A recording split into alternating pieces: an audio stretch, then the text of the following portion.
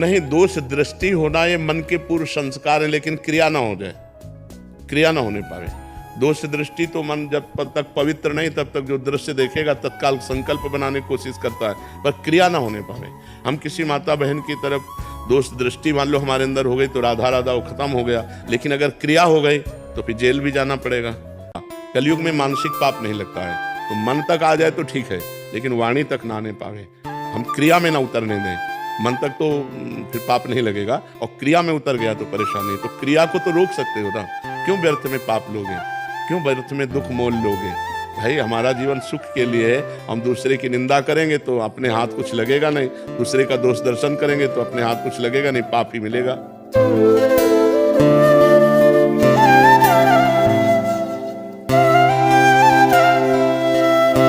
भजन का बल जागृत होगा तो उसको भी रोक लेंगे, वो संकल्प। मतलब इतना समय ही मत दो, तभी कहते हैं राधा राधा राधा राधा। इतना समय मत दो कि कुछ प्रपंच कर पाए, उसके ऊपर इतना बोझा लादे रहो नाम का, कथा का, कीर्तन का, कि उसको अवसर ही ना मिले संसार की तरफ जाने का। अगर अवसर भी मिले तो क्रिया ना करे, क्रिया ना होने पाए, बस इसको रोक ले। पूरी फैक्ट्री चल रही, लेकिन किससे चल रही?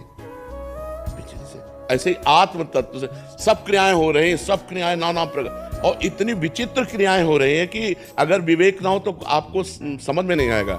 जैसे एक बिजली है ठंडा कर रही है, एक बिजली है प्रकाश दे रही, एक बिजली है हीटर में गर्मी दे रही, वही बिजली ऐसा कैसे हो सकता है?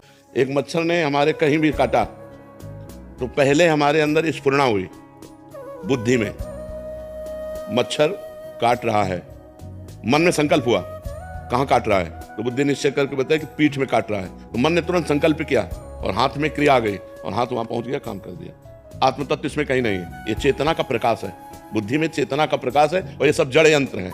जब वो ब्रह्म ज्ञान प्राप्त कर लेता है, यही ब्रह्म ज्ञान कि मैं स्थूल सूक्ष्म कारण शरीर नहीं हूँ, मैं अंतःकरण नहीं हूँ, मैं प्राण नहीं हूँ, मैं इन सबका प्रकाशक हूँ, तो जहाँ अहम ब्रह्मास्मि या शिवोहम, मैं शिव हूं, या तत्वमसि, मैं वही परम तत्व हूं, वो जीवन मुक्त हो जाता है।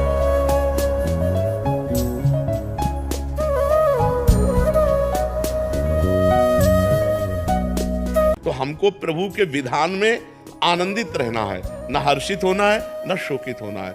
जो ध्यान करके सुन लीजिए, व्यक्ति, वस्तु, स्थान, घटना, परिस्थिति में हर्ष या शोक होता है, वो माइक होता है, और जो भगवान के संबंध से होता है वो आनंददायक होता है, वो प्रसन्नता प्रदान करने वाला है।